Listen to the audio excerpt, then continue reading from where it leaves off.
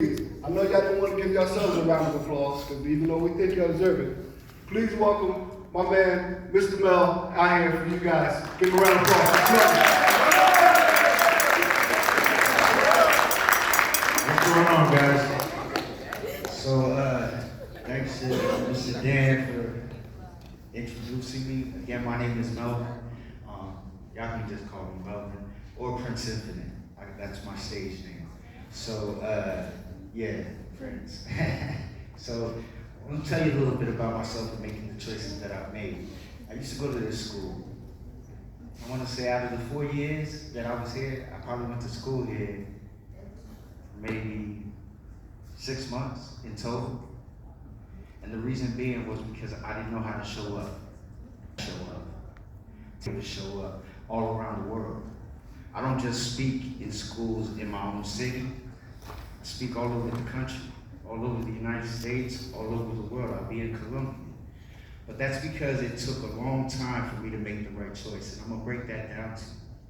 So at the age of 11, I went to prison for the first time.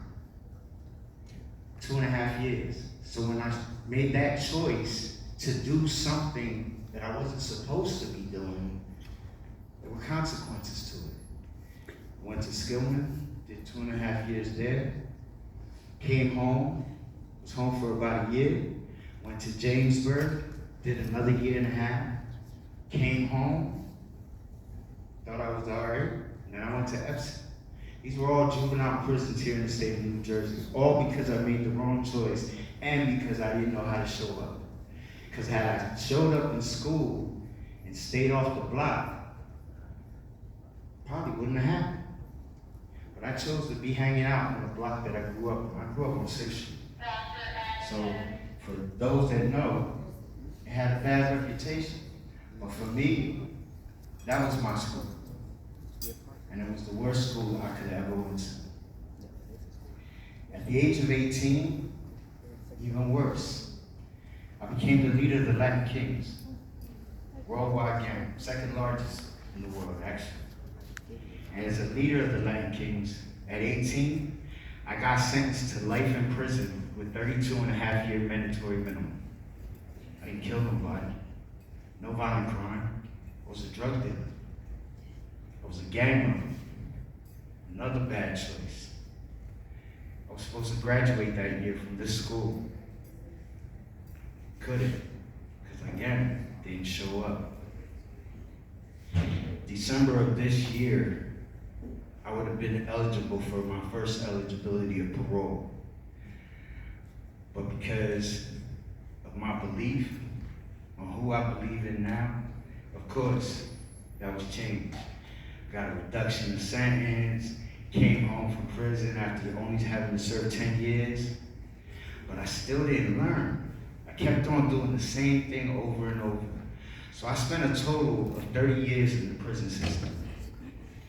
In and out. Could never make the right choice.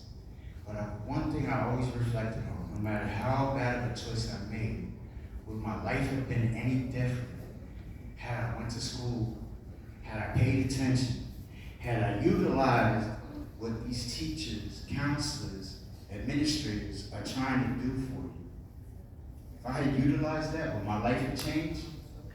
Now that might sound corny to some of y'all might not believe it, but trust me, believe. Even as a leader of a gang, even as someone who sat there and did all that time in prison, I still had a hard conscience. I still wanted to do the right things. I just didn't know how. I wanted to give up. I wanted to go ahead and just say my life is already ruined, so why not? Just keep going the route I was taking. All the way up until 2016.